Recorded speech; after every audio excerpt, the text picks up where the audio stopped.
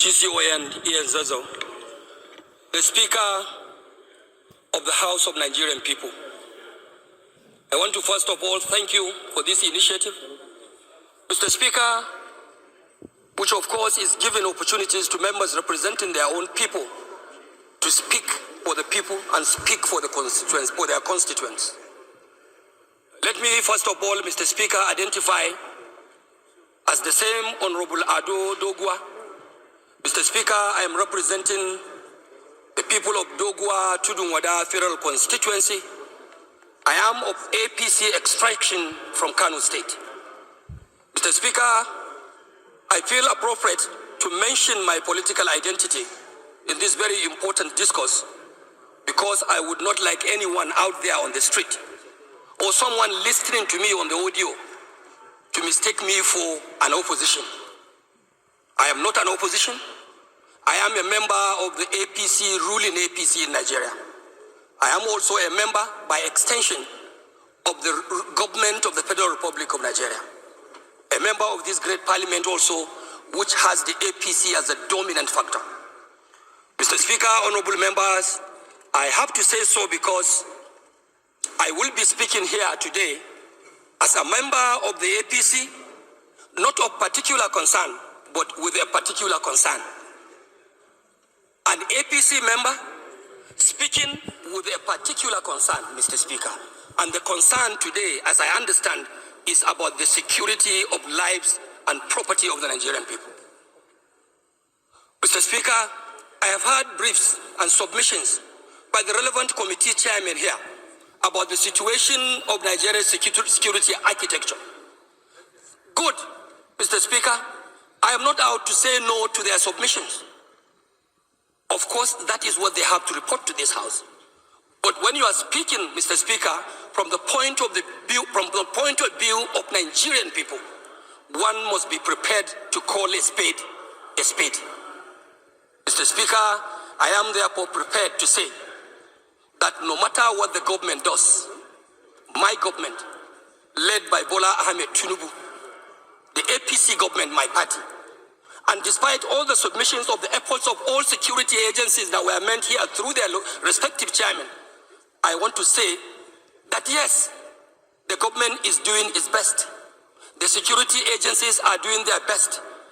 But I want to say with every sense of responsibility and without any fear of equivocation that their best is not good enough.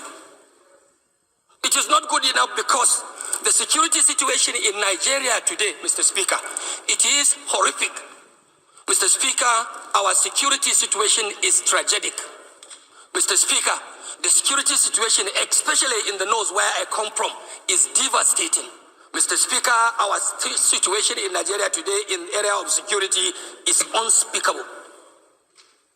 It's unspeakable because our people are left ravaged in serious tension, fear, and desperation. All because we are lacking and reneging in our institutional and collective responsibility as a government. Mr. Speaker, the fact remains the same, and like every one of you here would say, that the responsibility of every democratic or elected government, even military governments, Mr. Speaker, fundamental responsibility of government is the security of lives and property of its own people. Mr. Speaker, what we have today is like a failed security. What we have today, in my opinion and in my views, Mr. Speaker, is like for me to quote in the words of the popular Bob Marley in his own song in those days in the 80s, when he was saying, war in the north, war in the west, war in the east, and war down south. Mr. Speaker, today, Nigeria is operating under a complete war against humanity. And this House must not only continue to chant slogans, move motions, take contributions from members.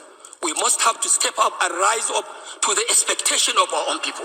And that expectation must be beyond making pronouncement on the floor. Mr. Speaker, we have to step our institutional mandate. We have to step our institutional commitment and determination to protect the lives of the vulnerable people.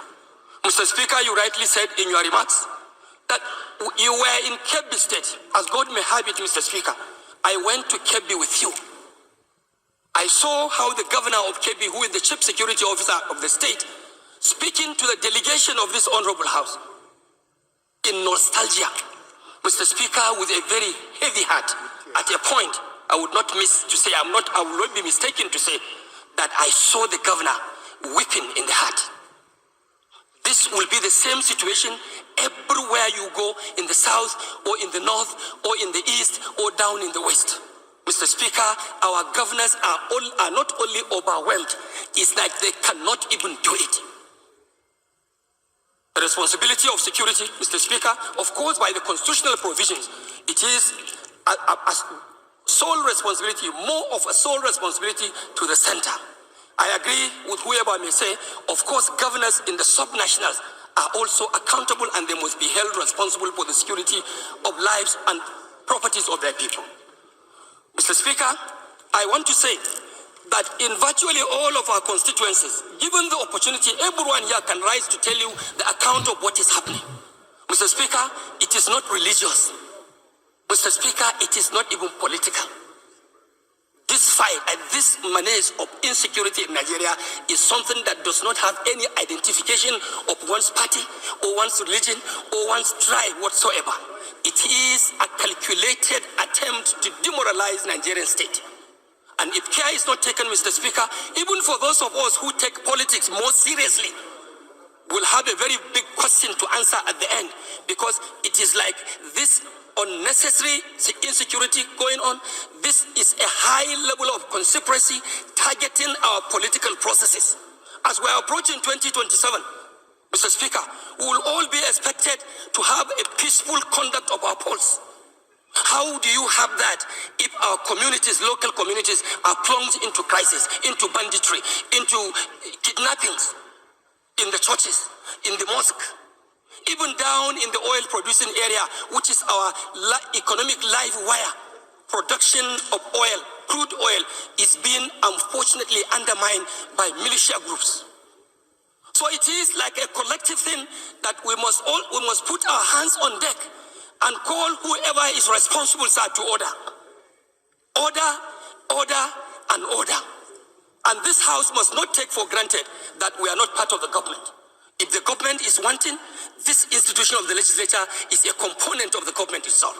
We have to look inward to ourselves and see what more of oversight functions, like some members have said, are we going to make? Are we going to provide? Mr. Speaker, we can even declare legislative emergency. Close the house, shut it up. Who are you legislating for? What laws are you making when the country is running in blood? The country is running in blood and tears. You cannot go, the farmers cannot go to farm. Our traders cannot go to market. Worshippers cannot go to mosque, cannot go to churches. Then what are you legislating here? Mr. Speaker, if the government is not prepared to actually do the right thing that will protect the lives and property of our people, I urge on you, I urge on this honorable house, as a house of the people of Nigeria, to stand up to pay the supreme cost. And that is no more than to shut this house down and to call emergency on any legislative issue and wait until the right thing is taken by the government of the day.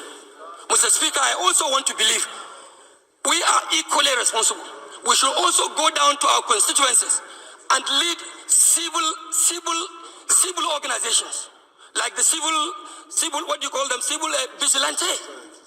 Let's go and reorganize our vigilante groups. We take commands and take charges of such civil organizations to see how we can salvage and protect our country, Nigeria.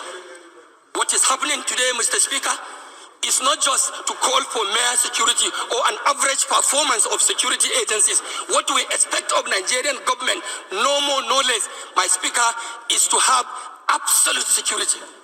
It's for us to have absolute safety. Mr. Speaker, Nigeria must have absolute protection of the lives and property of our own people. This is my take, Mr. Speaker. And I also want to use the opportunity to tell you that my immediate constituency, which is in claim at the southern part of my state, Kano, is also undergoing serious danger, because in the constituency, we have what we call the huge Polgore Game Reserve, lying in between Kaduna State, Plateau State, Bauchi State through Ningi and Bura, Mr. Speaker, and also contacting some part of Jigawa State to the axis of Turkey. This place used to be a tourist attraction. Many people coming, including tourists from abroad. But because of the dilapidating security situation in my state, Mr. Speaker, today, abduction and kidnappings, not only in the forest, in our homes, has become a daily affair, a daily occurrence. Just like what the pharmacist may prescribe to you in the hospital to ask you to take Panadol once in the day, in the morning, one in the afternoon, and another one in the evening. That is how kidnapping is so prevalent in my federal constituency. This place that used to be an attraction for tourists, it has now become like an extension of the Sambisa forest in Borno State. So we have to definitely do something. Mr. Speaker, I may not have enough time to continue my submissions, but I want to thank you so much for giving our members this opportunity to speak. And I also want to urge members to continue in the spirit we have started. I have not seen anybody here speaking as a southern member of the House of Reps. I have not seen anyone here speaking as a northern member of the House of Reps. I am the leader of the Northern Caucus, Northern Regional Caucus. I am also not speaking as a member representing the northern part of this country. The security challenges that we are facing is a colossal one, is a collective one that has to do with the Nigerian nation. And we must step up to that expectation and deal with this matter once and for all. Mr. Speaker, I want to thank you, and I want to thank honorable members for listening to me. And I also want to further tell you that I have not lost my hope in the renewed hope agenda. I'm still a proud member of the APC. No, we can see it from your cap. We know you are a strong believer. Mr. Speaker. Thank you so much. Point of order. We need to correct something. What's your point of order, DS? Yes, Mr. Speaker. Thank you for the permission to address this.